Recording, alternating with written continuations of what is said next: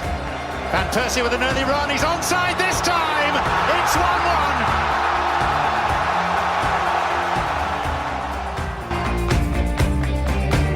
Andre Schürrle, it's 7! It's Mario Götze! What a goal! What a goal to win a World Cup! Hello and welcome back to the Beermat World Cup podcast. We're getting to you every single day of the World Cup action, enlightening your life in much the same way the football is. First up, we've got to get to the idea of today's a big day for England and Belgium reserves. The idea that they are preparing to face each other in the next few minutes, and in that regard, I need to get in my sort of bunker and lock myself away with as much beer as possible, because there's no way this intense match between two sides that definitely want to win will go away without any sort of notification. So what we're going to have to do is get with you the first games first and see what happened there. And do you know what, first and foremost, I would like to sort of have a moment's peace, a moment's silence. My boy Senegal, man, I was devastated, genuinely. I can't believe, of all the possible scenarios that we had in front of us, the idea that Japan and Colombia somehow managed to collude via Poland to set this scenario up whereby I think in the end Senegal were like actually eliminated by yellow cards, which is like, I know the England-Belgium thing could be separated by yellow cards later on, but to be actually knocked out by that, that's harsh, man. And the frustrating thing comes from the idea that, like, you watch the Senegal game, which finished Colombia 1, Senegal 0, and first half Senegal were fine, and it looked like a case of these are going to go through his top. They're a side to be avoided. They've got, do you know what, actually as well, it's quite funny, the idea that, like, if you watch the TV coverage, the amount of mentions of pace and power and other sort of, I'm hastening to say the word racial epithets, but basically that was it. It was like a sort of checklist of all the things you've heard over the years. Let's put it this way, I've never seen an English midfielder that can tackle described as a beast. And then in the second half, just to get away from that as quickly as possible, it became very clear very quickly that Colombia weren't just going to sit down and accept the things as it was going on. And actually, the funny thing is that, like, in most group stages, when, well, it's almost like a domino effect, and it's been going on throughout the tournament. The idea of, like, Poland are dead, they've got nothing to play for. When most sides that have absolutely nothing to play for, they just don't turn up. It's almost a given under normal circumstances that, like, Japan would walk all over them. In many a World Cup gone by, this would be the case. And I think it's partly the group, because the quality of the four teams are so close together, and also the fact that the way this World Cup's gone full stop, no one's really just shut up shop and gone, yeah, we're taking the 0-0, aside from France-Denmark, obviously. And so Poland, for some sense of pride, I don't know, fair play to them. They've had a really poor tournament, but they got the goal. And then what they did was it sent the Senegal-Colombia game into overdrive, because if you think that, like, Poland weren't going to settle for the point, they had nothing to play for. Colombia and Senegal could quite easily have both settled for the draw. It could have been a sort of, like, let's just almost cricket style declare, but Colombia went for it.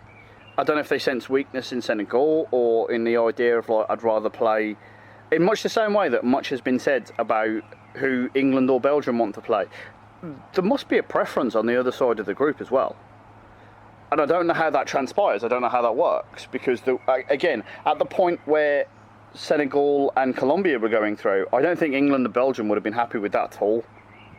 But, yeah, so Colombia went for it, got it, and then after that, for as much as I've been, like, an absolute champion, like, I've been behind Senegal this whole time, it looked like they just sort of ran out of ideas and ran out of steam, and it's such a hard place and a hard time to run out of steam when you're like, your whole World Cup depends on it, because that's it, it's like half an hour and there's nothing left to play for. And what will eventually happen when you get the autopsy is it'll be that last half an hour against Japan. They had the chance to qualify. If Senegal had won that game, they would have gone through then.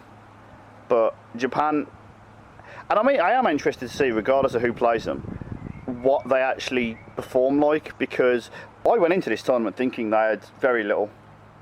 Okay, you've got Kagawa. We'll see, like, they've done well, and I think both the sides, both Colombia and Japan coming out of this group, are both going to be looking at whoever they play as like almost a free hit. No one expects them to do anything. No one is giving them a shot. But at the end of the day, we see how this deck is stacked on one side. And for Colombia, who actually finished top of that group, they've kind of got the free run because they've ended up on the good side of the draw. So, honestly, I don't rate them. I don't think they've been that good. But they've managed to get 6 points. They've managed to get out of the group. They managed to top it. And now they find themselves on a side of the draw where it's like, okay, yes, you have to go through one of England or Belgium. But other than that, it's Sweden or Switzerland for a place in the semis. There's a lot of favourable things going on. And do you know what? When it's all said and done, when the final sort of round of 16 is made, there's going to be a lot of speculation. And do you know what? I'm going to make a lot of speculation. We're going to make a lot of speculation. We're going to get to you tomorrow and make a lot of speculation. But I think for now, what we can do is sit back and enjoy a game of two sides in England and Belgium that both are playing the reserves. We know this. We always knew that would be the case. It could be an entertaining game. It could be done after 5 minutes. We'll see. I really do hope that both sides play it in a good spirit and not even try to lose, because trying to lose feels too hard. And at the end of the day, right, I don't think either side cares, and I don't think you should. But this whole idea of like choosing your fate and choosing to finish second, if you choose to finish second, if that's your choice, and you win the World Cup, no one gives a shit. But there's always going to be a thought in the back of your head of going, could we have done it going the other way? And again, the population won't care, the players won't care, the management won't care, no one will actually care. But there'll always be that nagging doubt of, if you actively tried to finish second, what would have happened if you'd gone the other way? Whereas if both sides actually have a go and whoever finishes first, and whoever finishes second, then fair enough. The sides that have been put out suggest that, like, yes, of course, it's not a high priority, but that doesn't mean to say that the actual match itself won't be. I'm hoping, and given the way the tournament's gone, we need a sort of sign off from this group stage in the right way. In a true sort of, let's go out in a style. Because from here on in, we're going to get tightness, we're going to get defensiveness, we're going to get fear, we're going to get panic, we're going to get the idea that, like, we don't want to lose because it means a big deal after this. It's the last 16. So let's hope we get some free-flowing, entertaining football.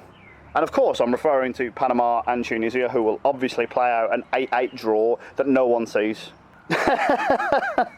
Yeah, I will get to you after the game and with all the reaction from, at least, hopefully, a good football game in principle. So there we have it. And the group stage is officially signed off. And to say it's signed off with a bang is an outright lie, basically. England 0, Belgium 1, Panama 1, Tunisia 2. To talk about the game between the other two sides that didn't qualify would be nothing more than pandering, and it hurts me to even say that, but what am I going to say? Yes, they won. The scenes that we saw when they scored the goal against England were impressive, let alone this game. And no matter how it was going to go, it's not going to be satisfactory to either side. Tunisia would have been better off in other groups. They performed well at times against both England and Belgium, but still lost to both. And in Belgium's case, it sort of capitulated. So very rarely do you lose both games and gain any credibility in game number 3, especially when you're playing a side that's never been in the World Cup. So this was that. It is what it is. Panama, you give them all the credit in the world that you can give. Hope to see them back. That's all I can say. As far as the big game goes, as far as the context goes, Belgium topped the group, England defeated. I think it's fair to say we didn't see the all-out entertaining, all-compassing game that I was hoping for. In fact, it was one of those games that after about 5 minutes you knew exactly what was going to happen. And not only did you know what was going to happen, you wanted to run away from it as fast as possible. In fact, you could have actually just sort of appealed to the referee and just, can we just stop this? apart from the fact that Belgian players got yellow cards in the first half, there was no real threat to a result. Yes, Januzaj scores a goal that I would argue Pickford should do better, but I think he should do better with a lot of the goals he's conceded so far this tournament. Not really going to go all on him, but if and when England do fail, because they're not going to fail, obviously, because it's definitely football's coming home, all that rah, jingoistic, etc. But supposing on the off chance it doesn't happen, there's going to be one or two instances that people might want to look at, and he might be at the centre of that. As far as the rest of it goes, man, it was reserves versus reserves, and painful watch, actually. I'm not going to lie. Belgium still no idea if they're any good.